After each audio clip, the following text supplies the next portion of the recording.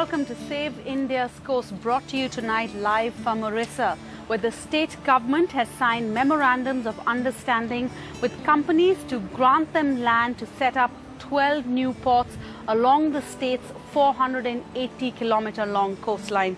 So along with the already existing Paradip port, two new private ports, that's at Dhamra and Gopalpur, are almost up and operational. So if the state government has its way, that would mean one new port every 32 kilometers. Mind-boggling numbers that could mean disaster for the environment. In a couple of weeks, the natural beauty of this area will be completely altered. The Orissa government has given approval for a port to be constructed here at Astaranga on Orissa's coast. For centuries, the endangered Olive Ridley turtles have been coming to this island in Astaranga during the nesting season to lay their eggs. We're at the second largest mass nesting site for the endangered Olive Ridley turtle, and yet this beach is strewn with carcasses because of illegal trawlers fishing too close to the coastline. And now records show that the Orissa government has sanctioned 12 new ports along the state's coastline, which could irreversibly affect the fate of this endangered species. The port आएगा तो port के लिए ये कछुआ इधर आने के लिए उनके लिए जो जहाँ पे डिस्टर्बेंस होगा, शिप्स वगैरह ये सब आएंगे, उनका डेवलपमेंट होगा, लाइक लाइटिंग होगा, बहुत सारे ड्रेजिंग होगा, ये उनके लिए नुकसान है, टोटल के लिए ये काफी नुकसान का बात है. Astaranga is not an isolated case.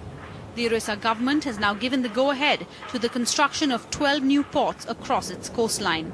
These will come up side by side to two national parks, the breeding and nesting grounds for turtles, horseshoe crabs and other marine creatures. What is happening is basically a land grab and a handover of state resources to private companies, because these are all private ports. These areas should technically fall under the Coastal Regulation Zone 1 category in the CRZ notification. CRZ 1 comprises of those regions which are ecologically sensitive and are therefore declared as no development zones. But ports are exempted from CRZ guidelines because they are seen as essential for national growth. Normally, a port is a permissible activity as per the CRZ notification. The ecological devastation caused by the building of the already existing Paradip port is well documented.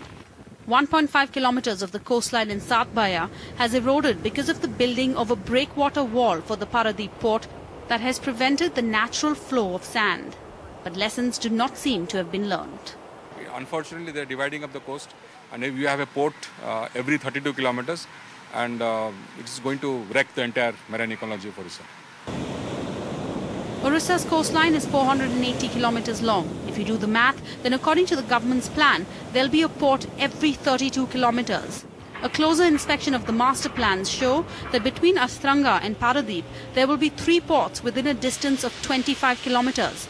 The controversial POSCO port is coming up 12 kilometers from the already existing Paradip port. Although a 600 billion rupee port might be a valuable asset for the state and the country, each port will bring many ancillary industries along with it, with a spillover effect on the entire marine ecosystem and the livelihoods of the fishermen in the area.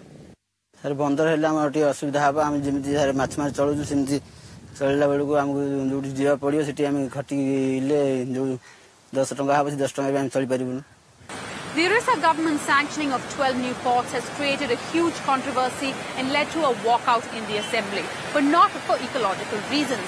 The opposition is alleging that the government selected the port developers without the proper tendering process and are now demanding a CBI inquiry into the matter.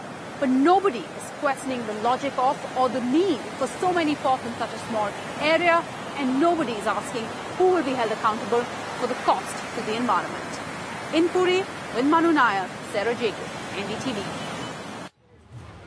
And last week we saw on the show what can happen when a 250-meter long fisherman's harbour is built. We saw that in our stories from Pondicherry, but clearly no lessons seem to be learned. That's all we have for you tonight on Save India's Coast. We'll be back tomorrow night with more from Orissa at the same time from a different place, and we hope you'll join us then. For now, from the entire team, it's good night.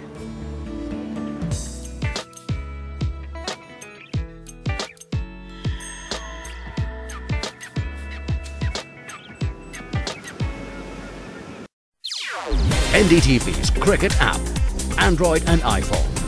Fastest scorecard, special analysis, and much more. Download free.